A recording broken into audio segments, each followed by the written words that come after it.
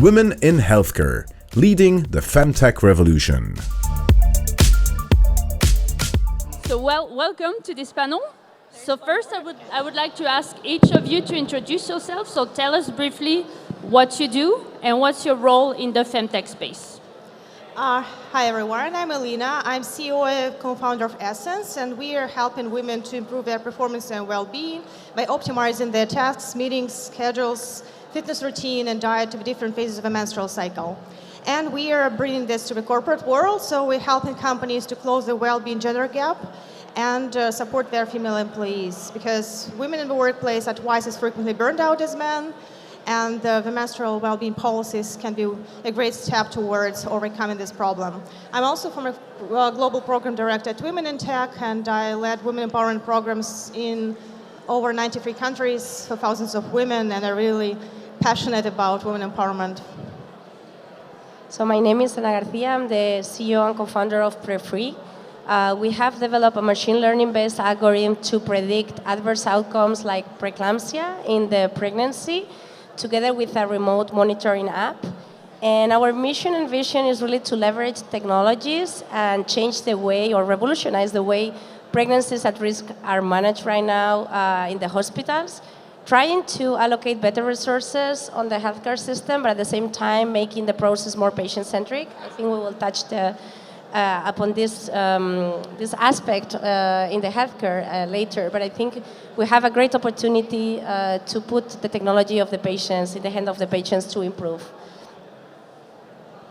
Okay, hello, good morning. My name is Amparo Santamaria. I'm head of the Hybrid Department of Hematology in a hospital where I'm implementing some digital solutions like virtual assistant, AI, wherever. You can go to the poster session if you want to see all my work. And now I'm the chief medical advisor of a new startup, like it's called Hospital, where we are going to try to apply metaverse and the extended reality to follow people with oncohematological disease. Thanks. Our man of the table. The man doesn't have a mic. Test. Okay.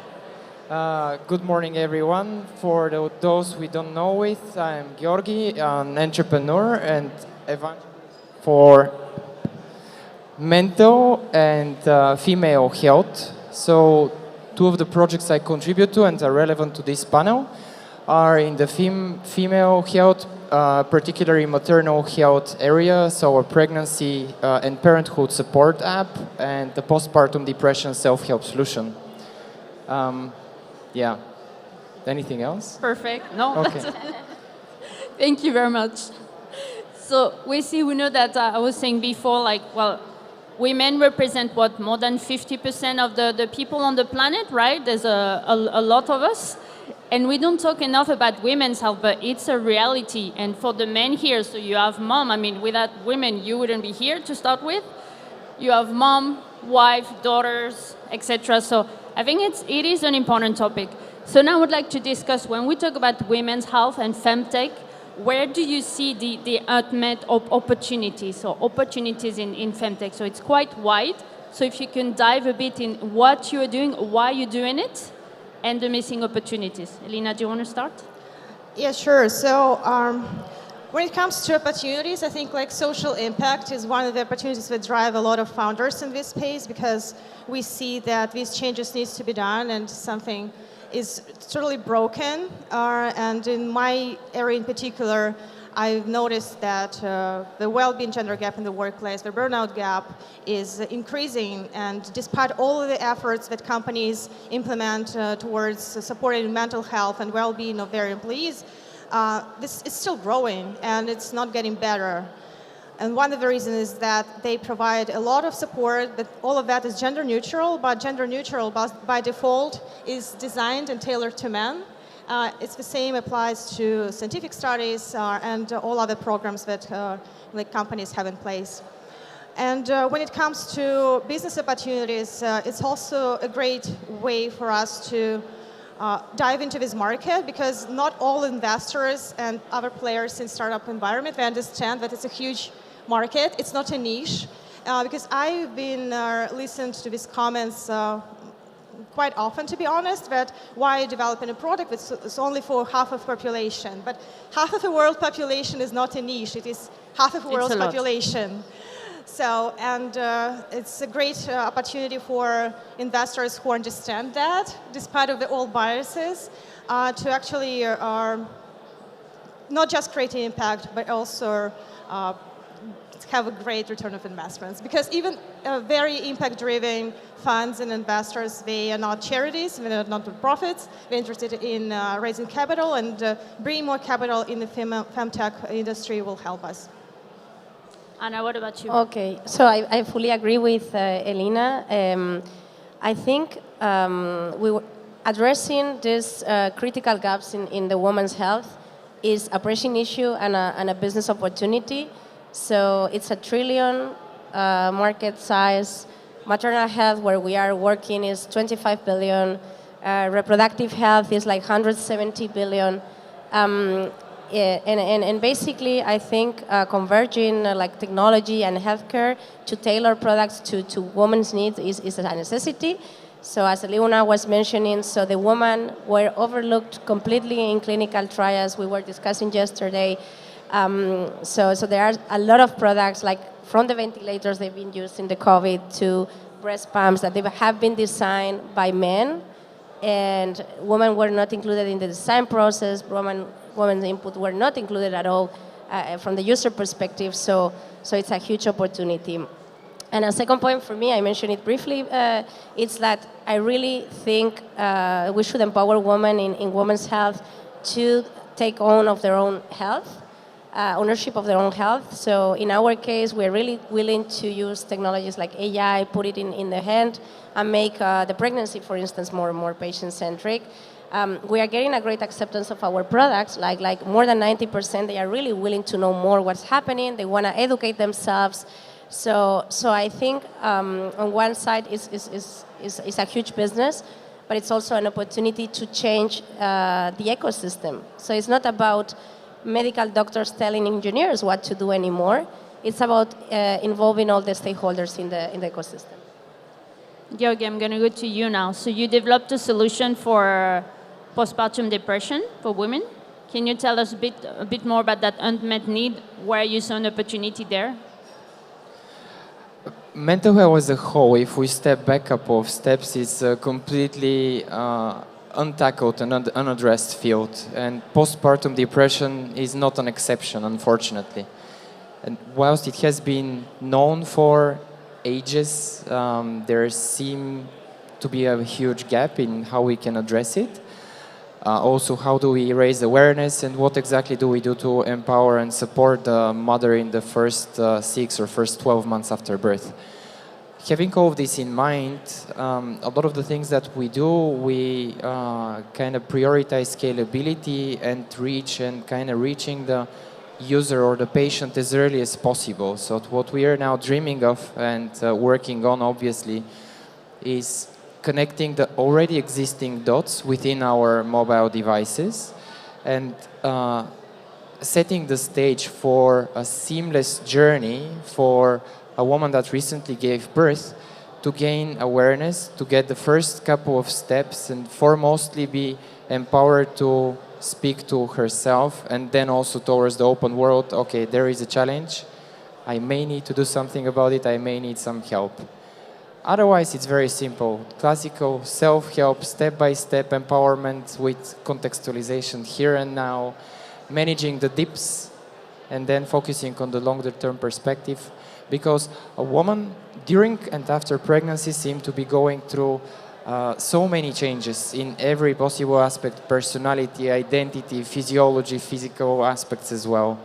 And the mental aspect, unfortunately, kind of stays back in the shadows, because it's not necessarily the one that we see first. But it is one that actually has leverage and impact across all possible areas. So, yeah, I don't know if that answers. Yeah, no, that's perfect. Yeah. Trying to create equity early on. Yeah. Amparo, let me go to you now. So we've discussed different areas of women's health now, maybe like the women's circle, the pregnancy, the mental health. you as a healthcare professional and a woman, where do you see other unmet needs in women's health, in the women's health journey? Yeah, this I think is the key question. I think the day three represent what it has to be, because as a physician and also as a woman, I have been also working with fertility issues with women, and the cycle of life of women is different from men. We have a life where we are fertile, and another life, third of part, where we are menopause. With menopause. So the issues that we are going through, even including mental issues and changes in our bodies and changes in our desire of being mothers or whatever, is going to change everything. And I don't see anybody to take care of that. Even with treatment, when I go to the physician and I say, okay, I'm menopause, and say, okay, that's normal. No, it's not normal. Okay, I don't feel the same. I don't feel I feel everything different, and nobody's going to take care of you and say you feel alone. I would like to have an app or something to talk with somebody to tell them that I feel lonely about that. And also when you are pregnant, when you have Jesus with fertility. So there are many things still to do with women, and we have to support each other and talk to men about these changes that we are feeling in our bodies and our mental health. And if I can actually jump on that about the point of talking to men, you also please need to be considerate with us. We are very basic. We speak a slightly different language, and we sometimes need more explanation about your feelings and all the subtleties that you experience in life that we don't have access to. But that's true. But you also have another point of view that we would like to share. That's the point. We have to share each other. But we don't want to be men and women. We want to share everything because that's the key. We don't have communication. Communication, yeah. That's all. But that's actually an excellent point. It was my next question, like what can we do to raise awareness of those topics like among men? So I think we're lucky today because we have like a good number of men in the audience. Usually FemTech panels, women's health panel, are just women, so it's better than nothing. But what can we do to raise that awareness and to have more men attending those sessions? What do you think? Yes, I believe it's very useless to just gather all women and discuss it among us because we know it's a problem. It's just like we don't want sound to like we're complaining and talking over and over again because we already know. And the point is to bring more people who are still maybe hesitant about it and bring stigma around the whole society. And to break the stigma, I think the most important way we can do is to first show that it's not just about like women's health. It's about health of the whole society because women's mental health and physical health has a huge impact on everybody. And men, they do have their very own interest in supporting it for their partners, for their families, but also for themselves. So, and maybe you can continue that. No, I am fully aligned with you. I think it's basically not women against men in the panel trying. It's really about how we improve the society together, make it more like equal for both parts. And yeah, so basically I understand and I read from your comment that there might be bias or lack of understanding, and I think that's a very important point. But in the end, what we want to have is that we are considered in the same way, that our women's health matters in the same way that men's health matters, and that we are included in the process. So I don't know. Okay.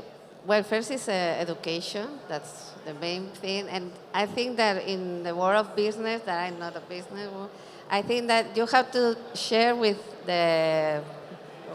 with men that when you make a solution, a digital solution, it's not the same for a man and for a woman. That's not because we are in war. It's because our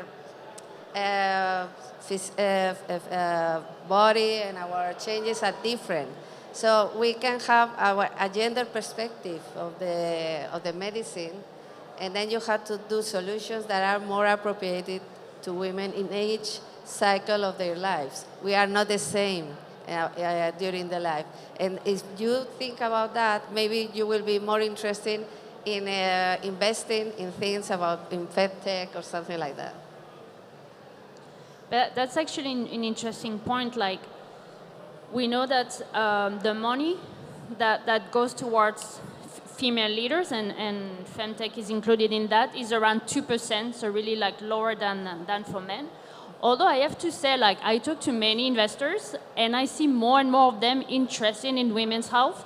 Like, when I reach to them with different type of solution, women's health and FemTech have gathered the most interest. So for many investors, men investors wanted to hear about those solutions. I think that's really progress. At least they're curious and they want to know more. But Elina, so you've raised money already. What would you recommend, or what tips would you share with women who are raising money? Like, Anna is going to raise money soon. What tips would you share with her? It's a very interesting question, and it's very complex, and to cover it in a nutshell. So don't get discouraged by the long process, because it's a marathon, and it takes sometimes months to raise, and preserve your energy and see that it's going to happen, but it requires consistency. And building the rapport and relationship with investors is very important. So don't start raising money when you desperately need them, because it's going to be too late. Start raising in advance. And like, one of the best advice that I got as a CEO is that my main job is consists of 3 parts. Never run out of money is number 1. The second one, set a vision, and the third one is hire right people. So, and once I figure out that those are 3 topics that I'm focusing on, I completely dived into fundraising.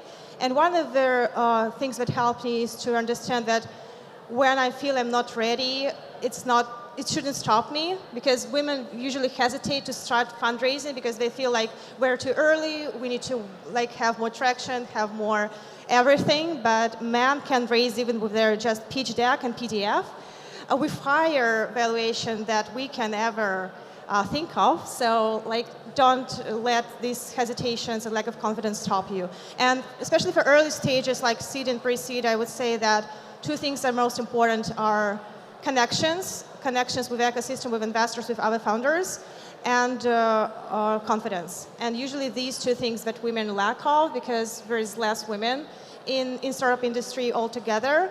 And the best source of fundraising for me was other female founders and other peers, because we know firsthand how is it going, and we know all investors, we know everything behind that, we know whom to speak and whom avoid at all costs, because they're just not people that you would like to be on your team and on your side. So do your homework, know what investors to reach out and what are completely useless at your stage, at your focus, at your thesis, at your maybe geographics even, and get a very supportive peer group of our female investors and founders, because these are the best source for success. Yeah, thank you. Can I just one point, because I like your point on confidence. I realized in these past months that we, when we talk women, we don't show our 100% of the potential. So we just show the potential where we are really confident that we can manage successfully. And I think this is a very important point right now for me, and I guess for other CEOs, to realize that unblocking this potential is essential. You are the smartest person when you are pitching to investors, because they don't know your company, they don't know your business model. You are the expert, and I heard it also in other calls. So I think this is also maybe not from the fundraising that I really appreciate your thoughts, but it's maybe from the leadership perspective, something that we should work on. And maybe if I can add something on here. So yesterday when we were preparing the session, we had a very interesting discussion about women not always being aware of the different steps, the different options when you fundraise. And I think that's where mentoring in group of women, or maybe getting the help from men, but to understand how it works, how do you need to approach an investor, what are the different options, being business angels, grants, venture capital, safe notes, etc. So I think that's also something important when fundraising. So, Anna, I would like to come back on something that you mentioned before, like solution being developed by men without involving women. And in your case, so you're like an engineer. Yes. So what do you think is the impact of having a woman in such a role as you are today? Yes. So just to give a few examples, so I was breastfeeding my kids with a breast pump that was designed in 2018, and it was designed by men. So I can understand that the functionality was met, but I don't think they really understood what was to spend some intimate moment with your baby. Second example, also in 2018, it was this Fitbit app that probably everybody knows. They had this period tracker, and then you start to use it as a woman, and you realize that they didn't consider irregular period tracking. What every woman here, if we ask here, they know they are not never regular. So this makes me think that there has been something that we need to improve. And as an engineer, I think it's really important that we get diverse teams. So this is, in all the companies I have built so far, I have worked with, the diversity of thought in the design teams is essential. And also it makes the process to include like different aspects of the design, of the user, of the, and I think it is clear there is enough research showing that they have 25% more probability to outperform. And I think, this is something to be added, and I don't know if anybody else wants to say something. Amparo, I think you have something to share about that, right? Like you wrote a paper on that topic? Okay, well, I wrote and published a paper 2009, and still we are the same. We compare the men in like head of departments. It was only for 14% of women. Now, in 2023, we are only 16%. So what has changed? Nothing. It looks like I don't want to be ahead. Yes, I want to be ahead of a department. So what's wrong? I don't know really, because 90% of hospitals are women, doctors, but still when they're a high position, it's for a man. What's the point? I don't know, because I really try to understand why. Because I know women that want to be head of department or head of the gerent, but I don't know which is really the problem. It's not ambition. This is not all this stuff, the crystal point. No, I think that's something that stops us when we want to go there, and I don't know why. And I published that thinking that I will share this and it will change, but nothing has changed, at least not so much. And I don't know what to do, really. I'm a little bit disappointed about that. So we have less than 1 minute left. So is there some comments or questions from the audience on that topic? We're talking about women, but there are so many issues with gender identification nowadays. So shouldn't we broaden the consideration to this? Because I don't think we can stand as women, because we're not just women that are different from the men, but even within the men, we've got so many stratifications and so many problems and so many issues. I mean, my husband is approaching retirement, for instance. You think a woman with menopause is a problem, a man approaching retirement is a problem too. So there are various problems that we're not actually addressing throughout the rest of the working society, of which men has a big part, have a big part. I'm a surgeon, and I'm also the deputy clinical director for surgery in my hospital. My CEO is a woman. So over here, what I would like appeal to is consideration of individuals, not only just grouping together as women, which is this fluffy women and periods and all this stuff, but to be actually more sensitive and more streamlined in the consideration of needs, rather than, because I'm a woman, so what? You're just another person. Anyone want to comment on that? Who is doing that? Okay. Do you want to comment on that? We have a...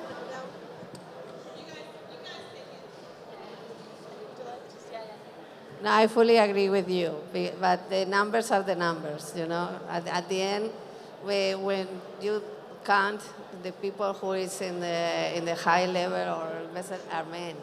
I don't know why. So we have to talk each other, because I think that we are in the same world. It's like when you make something, digital health something, without counting with the patients. So that's the thing. Talk. 75% of cell models that we use are male only. So when we're screening for drugs to cure disease, it is screening drugs that cure male disease and potentially work for females. 95% of animal models are male only animal models. Less than 50% of clinical trial participants are females. Females were only allowed to participate in clinical trials in 1993, not even required to participate until 2016. Health tech is men tech. We have to consider sex and gender as biological variables in our innovation, whether that be product design, surgical tools actually fitting females' hands. I hope that as a surgeon you know that's a huge issue. And women have 5 times more side effects to therapeutics than men do. It is absolutely a critical thing. I will live in the fluffy, period women world all day long, because it is $1 trillion market and women are literally dying because we consider pain as a symptom that's typical for women to experience. Yes. We are living in a world where we use torture devices on females without pain medication, because that's just the standard of care. So I will courageously stand up here and say that women's health is its own industry that absolutely needs its own funding, its own institutions, its own regulations, and fucking all the panels should be talking about it. Can I add a little on this topic? It's not just women's health, it's also like women in STEM altogether and in technology, because I've heard these comments all the time, like, why should we have women in tech? Because let's just all individuals stand up and let's their like virtues speak for themselves. But it's not true, because like psychologically, societally, economically, women are being held behind. And it wasn't our choice. It's just like 100 years ago, we weren't allowed to do anything. And we cannot imagine that throughout all of these years, we can just like magically switch the button and then just take our place, because still, women are primarily caregivers. They doing a lot of work, unpaid work for their families, for their society, and it's all a huge pieces of the like greater puzzle of gender inequality altogether. And gender equality is a real thing, and just I think the best step forward is to admit that it's a thing, because we're not even at this, we're still at this stage where we kind of like a lot of people are still denying it. And it's bizarre, because we have a lot of statistics. Brie just gave us some of that. We just have a new Nobel Prize laureate who got this award for her economic studies in gender equality issues. So it is true, numbers and stats speak for themselves, but we, for a lot of stigma and biases reasons, still try to neglect, ignore, and deny it, which is a shame, I think. It's going to be just a short sentence. I really wanted to stress the aspect of unity that we addressed a little bit earlier, because, hey, let's look at ourselves. At the moment, each one of us has a strong opinion, and most of the others are not even listening. Not even mentioning how many males are here. Again, that's not an accusation, right? We can be throwing, finger pointing at problems or passing the buck further as much as we want, but until we actually do some change within ourselves and the way we connect, the way we co-experience, and the way we act as one whole unit, nothing is going to change. So from my side, let's see what are the ways to unite, what are the ways to be together, to be better as a whole, instead of putting labels as FemTech or as women tech or whatnot. Because separation creates segregation, creates tension, and creates or leads to us driving the bicycle in the wrong direction. Where we look at, that's the direction the bike is going to follow. So let's focus on solving stuff together and maybe connecting better and listening more to one another instead of, I don't know, throwing a bunch of problems. We do have, each one of us and us as a society have like thousands. So what? Yes. Thank you, Georgi. So we need to wrap up, so I need one short sentence from each of you. Amparo. There are some questions. It's not time. No, we have to close. A little sentence. Okay, we are in the same world, but we have many things to do, and we have to share all our things that admin needs. We have different cycles in our lives, and we have to look each of these cycles and try to fight again, not fighting, but try to make these things happen, not like 10 years before. Anna, your conclusion? Let's embrace technology, male and female talent, and healthcare to improve outcomes and make this society more equal, but also improve women's health that has been overlooked for years. Elina? I would say that keep persistence and resilience, because it's going to be a long journey, and we're going to have a lot of allies. We're going to have a lot of people who would try to prevent it from happening, but it's worth working for. Britannia, I guess, since you're here, one conclusion from you? FemTech is just sex and gender as biological variables. Until half of the booths here are talking about sex and gender, there are companies here that are technologies based on male data. They do not have female data sets. Until we have sex and gender equivalent to the male data sets, we will continue to talk about FemTech. Thanks, everybody, and thanks for you for attending, and especially thank you for the men who were here for that session. And thank you, Georgi, for being so brave to participate.